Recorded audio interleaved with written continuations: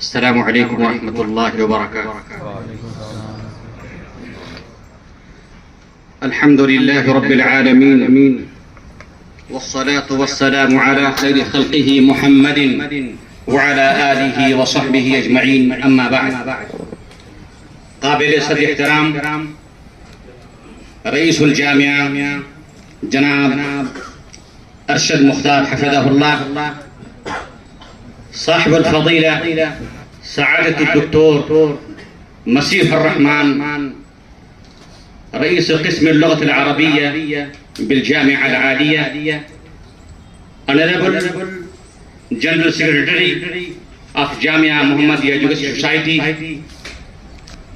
राशिद मुख्तार हफ़ज़हुल्लाह, उलमाए किराम और मेरे सामने बैठे हुए সম্মানিত দর্শক মণ্ডলী, শ্রোতা মণ্ডলী, আজকে আমরা এই মঞ্চে একত্রিত হয়েছি শিক্ষা জাগরণ আর নাহদা আল ইলমিয়া, শিক্ষা জাগরণ বা তালিমি বেদারি। মানুষের অস্তিত্বের সাথে সাথেই শিক্ষা জড়িত। আমরা সবাই জানি যে আল্লাহ রাব্বুল আলামিন এই পৃথিবীতে সবচাইতে বা সর্বপ্রথমে যাকে সৃষ্টি করেছিলেন তিনি হলেন আমাদের আদি পিতা আদম আলাইহিস সালাম। আদমকে সৃষ্টি করার পরে আল্লাহ রাব্বুল আলামিন বলছেন ওয়াল্লামা আদামাল আসমাআ কুল্লাহা ثم عرضهم على الملائكة فقال أنبئوني بأسماء هؤلاء إن كنتم صادقين. আল্লাহ রাব্বুল আলামিন আদম আলাইহিস সালামকে সমস্ত জিনিসের নাম শিখিয়ে দিলেন। আর এই যে শিক্ষার একটা মর্যাদা, শিক্ষার একটা গুরুত্ব বা এই যে একটা মাহাত্ম্য আছে, সেটাকে প্রকাশ করার জন্য আল্লাহ রাব্বুল আলামিন একটা ইন্টারভিউ নিলেন, একটা পরীক্ষা মাহফিল সাজালেন এবং বললেন, হে ফেরেশতারা, তোমরা বলো যে এই জিনিসগুলির নাম কি।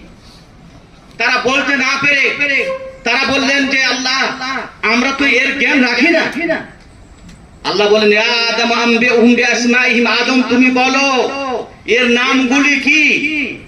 যে নামগুলি বলতে পারলো তাকেই তো বলা হয় শিক্ষিত, সেই তো শিক্ষিত। আল্লাহ রাব্বুল আলামিন আদমকে বলেন, আদম তুমি নামগুলি বলো এক এক করে। আদম আলাইহিস সালাম এক করে নামগুলো গণিয়ে দিলেন। আল্লাহ রাব্বুল আলামিন সৃষ্টির সাথে সাথে যে একটা শিক্ষার পরীক্ষা রচনা করলেন, পরীক্ষার পরে আল্লাহ রাব্বুল আলামিন আদমকে শ্রেষ্ঠত্ব দান করলেন। এটা হচ্ছে বিরাট প্রমাণ যে শিক্ষার চাইতে বড় পৃথিবীতে আর কিছু নেই। যদি শিক্ষা না থাকে তাহলে আপনি মুসলমানও হতে পারবেন না। আপনি মুসলমানও হতে পারবেন না। আপনি কি করে মুসলমান হবেন?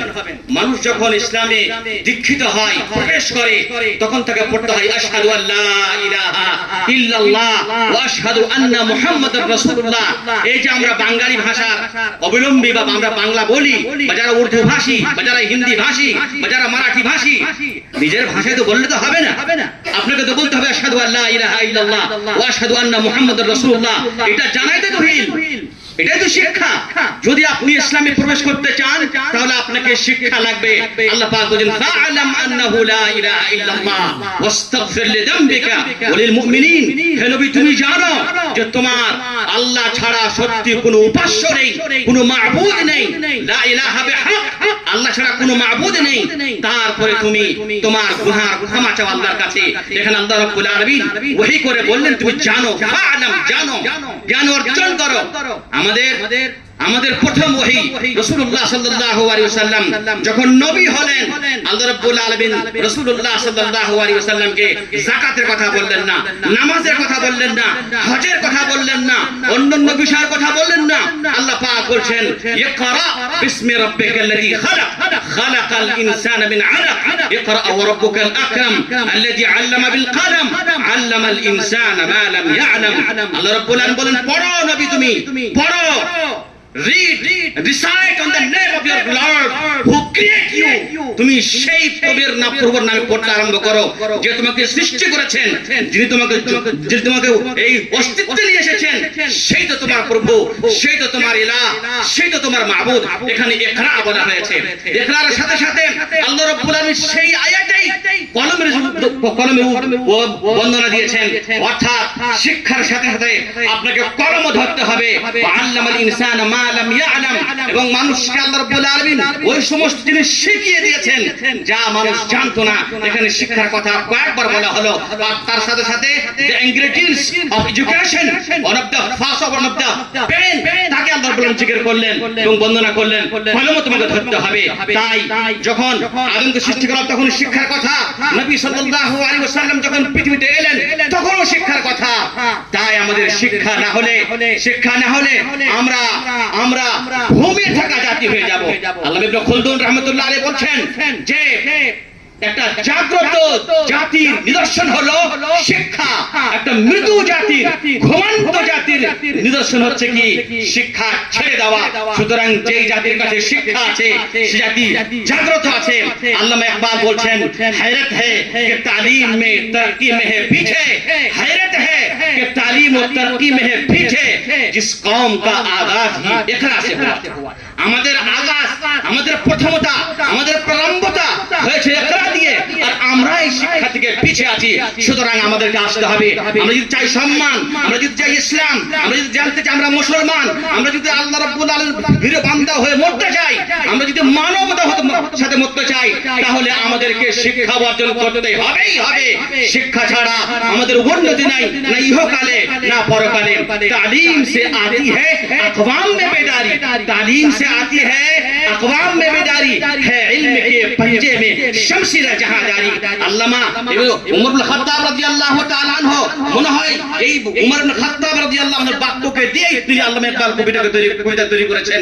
ইবনে উমর ইবনে খাত্তাব বলেছিলেন, তাআল্লামু ক্বাবলা আন তুসাওয়াদু, তোমরা সৈয়দ হওয়ার আগে আগে, সরদার হওয়ার আগে আগে, মানসাব নেওয়ার আগে আগে, তোমরা জাতীয় নেতৃত্ব দেওয়ার পূর্বে তোমরা শিক্ষা গ্রহণ করো।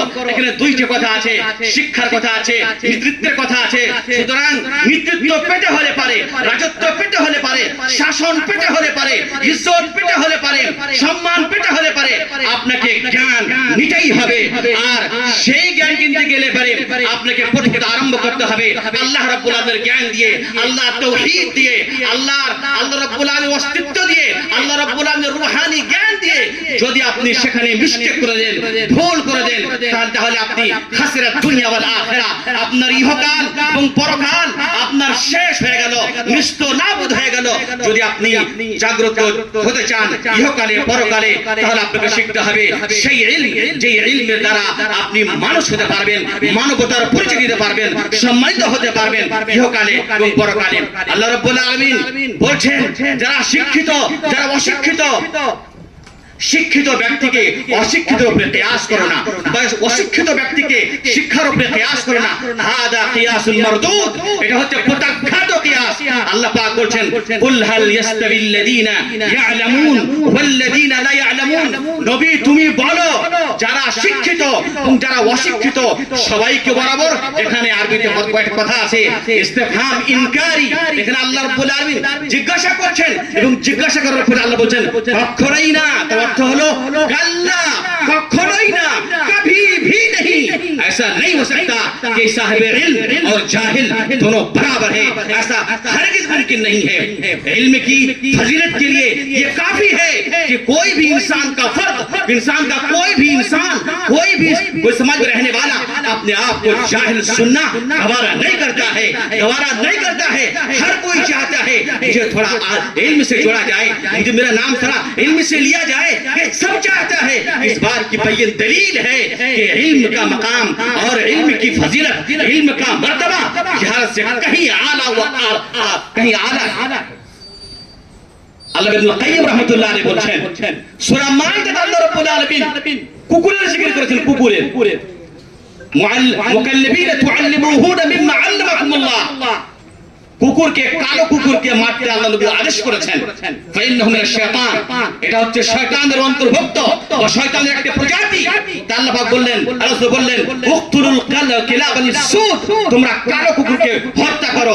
কিন্তু একটি কুকুর, যে কুকুরের সম্মান আছে, সেই সম্মানটা হলো কি, মুআল্লিমিনা তুআল্লিমুনা মিম্মা আল্লামাকুমুল্লাহ, অর্থাৎ সেই কুকুরের শিকারকে আপনি খেতে পারেন যে কুকুরকে আপনি শিক্ষা দিয়েছেন, আপনি জ্ঞান দিয়েছেন। ইবনে কাইয়্যিম বলছেন, একটি জন্তু, একটি পশু যখন শিক্ষার কারণে তার মর্যাদা বাড়তে পারে, তাহলে একটি মানুষের মর্যাদা কোথায় বাড়তে পারে? আল্লাহ পাক বলছেন, ইরফাইল্লাহ, আল্লাহ রাসূল বলছেন, ইন্নাল্লাহা ইয়ারফাউ বিহাদাল কুরআন আকওয়ামান ওয়া ইয়াদউ বিহি আখারিন। আল্লাহ রাসূল বললেন, বুখারী শরীফের হাদিস, যে আল্লাহ রাব্বুল আলামিন এই কোরআনের মাধ্যম দিয়ে এক জাতিকে সম্মানের উচ্চ স্থানে পৌঁছে দেন, এবং সব কোরআন দিয়েই যারা কোরআনকে প্রত্যাখ্যান করেছে, কোরআনকে ছেড়ে দেয়, কোরআনকে অমান্য করে, আল্লাহ রাব্বুল আলামিন তাদেরকে মাটির নিচে তাদেরকে পৌঁছে দেয়। তাই আমাদেরকে সেই নিতে হবে শিক্ষা। সেই শিক্ষা পাবো কোথায়? কার দায়িত্ব? আপনার দায়িত্ব না আপনার ছেলে দায়িত্ব? আমার অভিভাবকদেরকে আমি বলতেছি, আপনারা হন দায়িত্বশীল। রাসূলুল্লাহ সাল্লাল্লাহু আলাইহি ওয়াসাল্লাম বলেছেন, আলা কুল্লুকুম রাঈন ওয়া কুল্লুকুম মাসউলুন আন রাঈয়াতিহি, তোমাদের মধ্যে সবাই দায়িত্বশীল এবং সবাইকে আল্লাহর কাছে জবাবদিহি হতে হবে। তোমার পরিবার সম্পর্কে, তোমার পরিবারকে তুমি কোন কাজে লাগিয়েছিলে, তোমার স্ত্রীকে, তোমার ছেলেকে, তোমার মেয়েকে, তোমার প্রতিবেশীকে তুমি কোন কাজে লাগিয়েছিলে, জিজ্ঞাসা করা হবে। আল্লাহ পাক বলছেন, ইয়া আইয়ুহাল্লাযীনা আমানু কু আনফুসাকুম ওয়া আহলিকুম নারা, হে ঈমানদার ব্যক্তিগণ, তোমরা নিজে বাঁচো এবং তোমার পরিবার পর্যন্তকে বাঁচাও জাহান্নামের আগুন থেকে। জাহান্নামের আগুন দাও দাও করে জ্বলবে, সে কিয়ামতের দিনে আপনার কোনো উপকার আসবে না। ইয়াউমা লা ইয়ানফাউ মালুন ওয়ালা বানুন ইল্লা মান আতাল্লাহা বিকালবিন সালিম, সেই সময় আপনার সন্তান সন্ততি, মাল সম্পদ কোনো কাজে আসবে না, আসবে আপনার কালবে সালিম। কালবে সালিম বলা হয় সেই অন্তরকে, যেই অন্তরে আল্লাহ এবং আল্লাহ রাসূলের মহব্বত জেগে আছে, বিদ্যমান আছে, যার অন্তরে আল্লাহ এবং আল্লাহ রাসূলের মহব্বত নেই, তার নাম হচ্ছে আল কালবুল মাইয়িত, মুর্দা অন্তর বা মুর্দা জীবন। তার অন্তর থাকা না থাকা বরাবর। ভাই আমার, যতক্ষণ পর্যন্ত আপনি এই শরীয়তের ইলমকে অর্জন না করবেন, ততক্ষণ পর্যন্ত আমরা অন্ধকার থাকবো। সুতরাং এই অন্ধকার থেকে বেরিয়ে আসতে হলে পারে আমাদের ছেলেদেরকে আমাদের সমাজের নেতৃত্ব দিতে হবে। নেতৃত্ব দুই প্রকার, একটি হচ্ছে শরীয়তের নেতৃত্ব, একটি হচ্ছে পার্থিব নেতৃত্ব। পার্থিব নেতৃত্ব, শরীয়তের নেতৃত্ব এরাই করবে কারা? এরা করবে তারাই যারা শরীয়তের জ্ঞান রাখে। যারা শরীয়তের জ্ঞান রাখে না, তারা কোনোদিন নেতৃত্ব দিতে পারে না। পৃথিবীতে শাসন অনেক রয়েছে, কিন্তু যতক্ষণ পর্যন্ত ইসলামী দৃষ্টিধারাতে দেশ পরিচালনা না করবেন, ততক্ষণ পর্যন্ত শান্তি বিরাজ করতে পারে না। আল্লাহ পাক বলছেন, আল্লাযীনা আমানু ওয়া লাম ইয়ালবিসু ঈমানাহুম বিযুলম উলাইকা লাহুমুল আমন ওয়া হুম মুহতাদুন, যারা ঈমান এনেছে এবং যারা তাদের তাওহীদকে শিরক দিয়ে বা অন্যান্য গুনাহ দিয়ে কলুষিত না করেছে, তাদের জন্য রয়েছে ইহকাল এবং পরকালে শান্তিময় জীবন, আনন্দময় জীবন। তাই যদি আমরা আনন্দময় জীবন পেতে চাই, তাহলে ইহকালে এবং পরকালে আলোকিত করতে চাই, তাহলে আমাদেরকে শরীর থেকে নিতে হবে। কিন্তু এখানে এই মঞ্চ থেকে আমি বলতে চাচ্ছি, ইসলাম কখনো মেডিকেল এডুকেশনের পিছনে বিপরীতে না। ইসলাম কোথাও বলেনি আপনাকে ডাক্তার হতে হবে না, আপনাকে ইঞ্জিনিয়ার হতে হবে না, আপনাকে পাইলট হতে হবে না, আপনাকে দেশের শাসক হতে হবে না, কোথাও বলেনি। ইসলাম, আমাদের ইসলামের মধ্যেই এমনই জাতি এসেছিলেন যারা সারা পৃথিবীতে নেতৃত্ব দিয়ে গেছেন। তাই উমরে ফারুক রাদিয়াল্লাহু তাআলা আনহু সম্পর্কে আমাদের দেশের মহাত্মা গান্ধী বলেছিলেন, যদি তোমরা সুখময় দেশ পেতে চাও, তাহলে তোমরা তোমাদের দেশের নেতৃত্ব এমন কোন ব্যক্তিকে দাও যার সিরাত, যার পরিকাঠামো, যার আখলাক আদব, যার শিক্ষা দীক্ষা, যার চিন্তাধারা উমর ইবনে খাত্তাবের মতো হবে, তাহলে সেই ব্যক্তি দেশ শাসন ভালোভাবে চালাতে পারবে। তাই আমাদের মধ্যে রয়েছে রাসূলুল্লাহ সাল্লাল্লাহু আলাইহি ওয়াসাল্লাম ছিলেন বিশ্বকোষ ডাক্তার, তিনি ছিলেন মেডিকেল ডিপার্টমেন্টের সরদার।